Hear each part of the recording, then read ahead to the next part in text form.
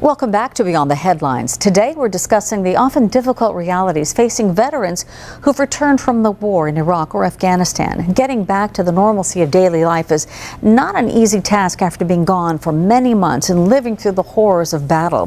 One of the top priorities on leaving military service is usually finding work.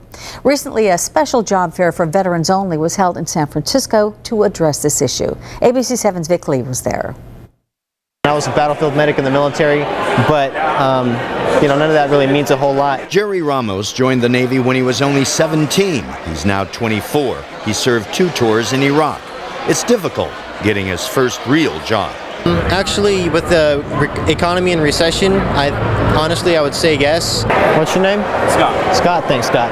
Ramos dropped into the job fair held by the veterans group Swords to Plowshares. About 36 employers were hiring. It's all about transitioning back to civilian society, and that usually starts with a job. Many here are veterans of Iraq and Afghanistan, but Robert McLaughlin is a 60-year-old Vietnam vet who's been homeless and out of work for 2 years.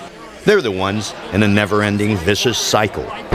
The difficulty is not having a job history, having to explain your homelessness, and it doesn't seem, no matter what reason you have, it doesn't seem to be good enough for most employers. What are your minimum qualifications? But Rachel Mahimer is bubbly and full of confidence. She was with the National Guard in Iraq.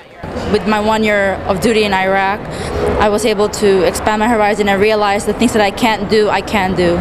Employers we spoke with say that spirit is what makes veterans good employees. Ray Mark is with the State Employment Development Department. They're disciplined, they know how to do the job, they know how to take orders. But those traits haven't helped 21-year-old Sean McKean find a job. He was with the Army clearing minefields in Iraq. McKean was discharged last fall. He's still looking for his first real job.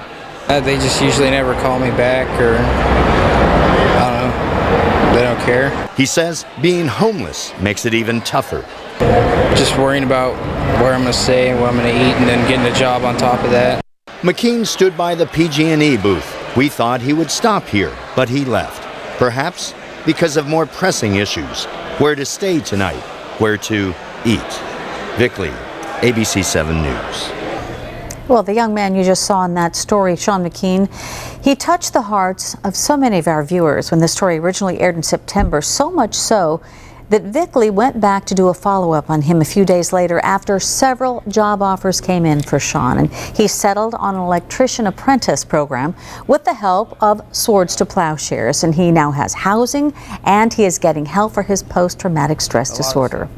Joining us in the studio right now is Dave Lopez. He is the Employment Training Director at Swords to Plowshares. And Dave, you just talked to Sean recently. I just saw Sean on Friday. How's he doing? And I'm happy to report that he is doing very well. His body language, his facial expressions, his whole attitude, he was very jovial with me. And so it was a really good feeling to see that being at our Treasure Island program is really helping him. That's fantastic. Yes. And you also said the young lady in the story is getting help from you. Rachel has been working with us on a job placement, and she continues to look for the right job for her. All right, now there's so many things that veterans have to face when they come back from the military is a specific skill set. Yes. Right, so when they come back to civilian life, they need other skills. It is very challenging on translating those military skills into civilian life. And so part of what we do at Swords to Plowshares is really try to get them into a short-term certification training program so we can translate those skills into a job in one that they'll be able to prosper in. Now, what kind of skills would they get in the training program? It's really very client-centered, so it really depends on which direction that wants to go into, whether it's healthcare, whether it's anything having to do with computers, anything having to do with the green environment.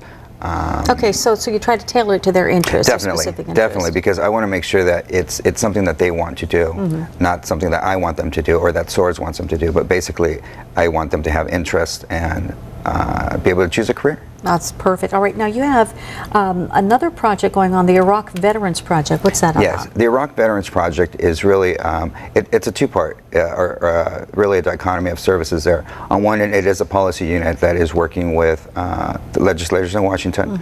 But on the service end, it's about doing outreach to the Iraq and Afghanistan vet population that's coming back to the Greater Bay Area, not just in San Francisco. And it's really about linking them up to services, benefits that they may be entitled to, making sure that they're applying for unemployment when they first get back, discussing the GI Bill. So it really is an educational component for them at this point. So, and it's easy to access, right? It is very easy to access. They can go online, they can make an appointment, they can drop in and see one of the outreach specialists. Yes. That's fantastic. It's like a full service program for vets. Exactly. All right. Dave, thank you so much for being here. You're welcome. Really appreciate it. Thank you, Cheryl.